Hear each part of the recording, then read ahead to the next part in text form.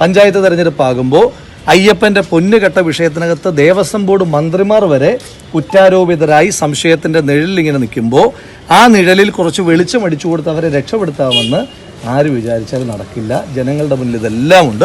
നിങ്ങളും പ്ലേസ് ചെയ്തോളൂ, ഞങ്ങളും പ്ലേസ് ചെയ്യാം. ജനങ്ങൾ തീരുമാനിക്കട്ടെ ഏത് ബൈ ചെയ്യണം. അല്ല, ഈ കെ സുധാകരൻ നിലവിൽ സുധാകരേട്ടൻ എൻ്റെ നേതാവാണ്, ശ്രീ കെ സി വേണുഗോപാൽ എൻ്റെ നേതാവാണ്, ശ്രീ രമേശ് ചെന്നിത്തല എൻ്റെ നേതാവാണ്, ശ്രീ വി ഡി സതീശൻ്റെ നേതാവാണ്, ശ്രീ സണ്ണി ജോസഫിൻ്റെ നേതാവാണ്. ഈ നേതാക്കന്മാർ പറയുന്ന എല്ലാ അഭിപ്രായങ്ങളോടും എനിക്ക് യോജിപ്പാണ്. അവർ പറയുന്ന എല്ലാ അഭിപ്രായങ്ങളെയും കേൾക്കുവാൻ ബാധ്യസ്ഥനായിട്ടുള്ള ഒരാളാണ് ഞാൻ. നേതാക്കന്മാർക്കിടയിൽ ഡിഫറൻസ് ഓഫ് ഒപ്പീനിയൻ ഇല്ല.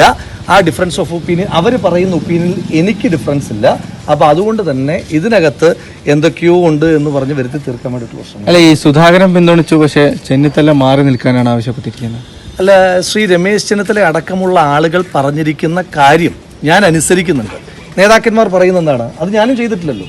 നേതാക്കന്മാർ പറയുന്നത് സസ്പെൻഷൻ പീരീഡിലുള്ള ഒരാൾ പാർട്ടി പരിപാടികളിൽ പങ്കെടുക്കാൻ പാടില്ല. ഞാൻ പാർട്ടി പരിപാടികളിലല്ല പങ്കെടുക്കുന്നത്.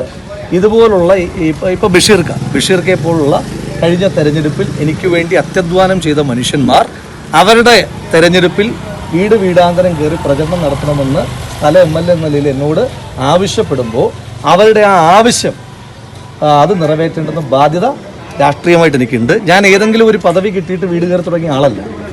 എനിക്ക് വോട്ടില്ലാത്ത കാലത്ത് വീട് കയറി തുടങ്ങിയ ആളാണ്. ആ ശീലം എനിക്ക് 2 കാലം കുത്തി നടക്കാൻ കഴിയുന്നിടത്തോളം കാലം ഏത് പദവി ഉണ്ടെങ്കിലും ഇല്ലെങ്കിലും ഞാൻ വീട് കയറിക്കൊണ്ടേയിരിക്കും. ആ വിഷയത്തെ പറ്റിയിട്ടല്ലല്ലോ നേതാക്കന്മാർ പറയുന്നത്. പാർട്ടി പരിപാടികൾ, ആ പരിപാടികളുടെ ഒരു സസ്പെൻഷൻ പീരീഡിലുള്ള സമയത്ത് എന്താണ് പാലിക്കേണ്ടുന്ന അച്ചടക്കം എന്നതിനെ പറ്റിയിട്ട് എനിക്ക് നല്ല ബോധ്യമുണ്ട്. ആ അച്ചടക്കത്തെ പരിപൂർണമായിട്ടും പാലിച്ചു തന്നെയാണ് ഞാൻ മുന്നോട്ട് പോകുന്നത്. അപ്പോൾ അതിനകത്തൊന്നും ഒരു സ്കോപ്പ്, എൻ്റെ വായിൽ നിന്ന് കിട്ടിയിട്ടുള്ളൊരു സ്കോപ്പ് നിങ്ങൾക്കില്ല. പിന്നെ അതുപോലെ നിങ്ങൾക്ക് ഇഷ്ടമുള്ള തലക്കെട്ട്, ഇഷ്ടമുള്ള ഡൈവേർഷൻ എങ്ങനെ വേണമെങ്കിലും കൊടുക്കാം.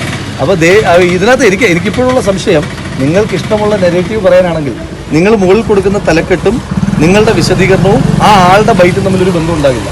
ജനങ്ങൾ ഇതെല്ലാം കാണുമല്ലോ. എല്ലാം കാണട്ടെ, ജനങ്ങൾ കാണട്ടെ, അവർ തീരുമാനിക്കട്ടെ.